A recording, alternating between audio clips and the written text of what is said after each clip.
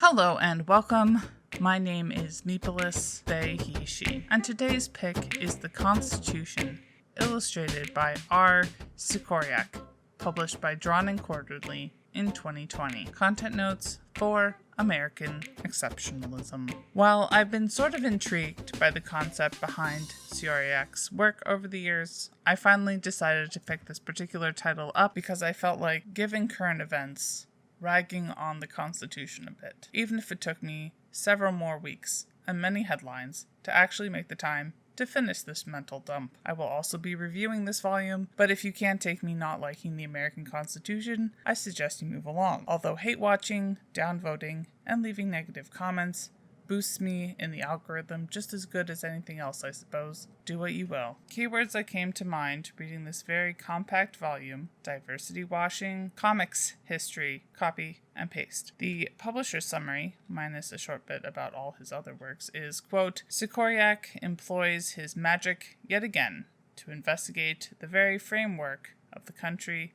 with Constitution illustrated by visually interpreting the complete text of the supreme law of the land with more than a century of American pop culture icons. Sikoryak distills the very essence of the government legalese from the abstract to the tangible, the historic to the contemporary. Among Sikoryak's spot-on unions of government articles and amendments with famous comic book characters, the 18th Amendment that instituted prohibition is articulated with Homer Simpson running from Chief Wiggum. The 14th Amendment that solidifies citizenship to all people born and naturalized in the United States is personified by Miss Marvel. And of course, the 19th Amendment, offering women the right to vote, is a glorious depiction of Wonder Woman breaking free from her chains. American artists from George Herriman, Krazy Kat, and Charles Schulz, Peanuts, to Raina Telgemeier, Sisters, and Alison Bechdel, Dykes to watch out for, are homaged, with their characters reimagined in historical costumes and situations. We the people has never been more apt.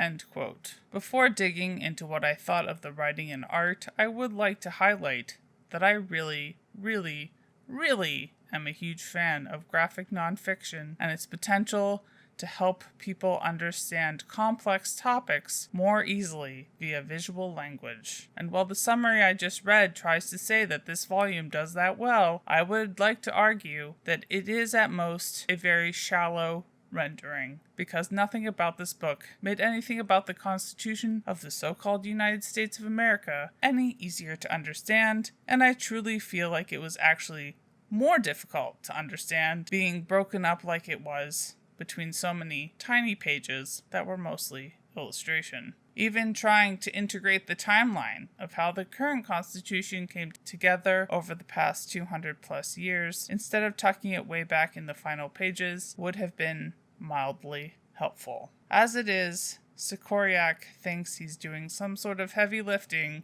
by juxtapositioning lines from the Constitution and vaguely related comic book icons, albeit skillfully rendered on a technical proficiency level. Some pages felt particularly egregious when one is not a fan of Hamilton's style of diversity washing the so-called Founding Fathers. Did you know that Toni Morrison hated the musical Hamilton and helped fund the production of a play entitled The Haunting of Lin-Manuel Miranda? If not, I suggest you look into it. Moving into the Constitution itself, actually, I don't know what to say, because honestly, to the average person who I imagine watching this video, who may not have realized that the Constitution is not going to protect us, I don't really want to be rude to you, and I am certainly not gloating. As far as I know, nothing in my star chart says anything about how perfectly they aligned in order to inoculate me from patriotism, but they somehow did. I've never been good at keeping a diary, but I probably believed in some sort of American exceptionalism at some point, but that was a long time ago, if at all. I honestly feel lucky,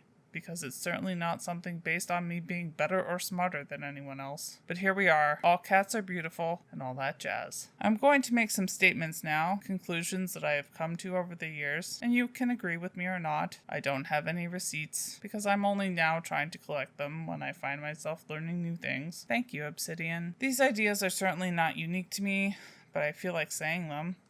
I might let people disagree in the comments. I might not. The YouTube comment sections on my videos have never been a free speech zone. That's for sure. Because I don't really believe in free speech. LOL. But that's another video I've been meaning to make for years. Anyway. 1. People who used to talk about going back to the original meaning of the Founding Fathers when it came to interpreting the Constitution were almost never actually engaging in good faith. It was just words they could string together to sound smart, patriotic, and get their way. I suspect that much is pretty obvious at this point. 2. The idea that the American Constitution is the best is the stupidest idea on planet Earth. So many constitutions have been created and amended since the American one. It is a ludicrous idea that none of them have improved on the concept at all. Point 2.5 would be, if you've never engaged with any of those other constitutions, go check one out. You might learn something about a place other than so-called America, most of which manage to survive without free speech, don't you know? 3.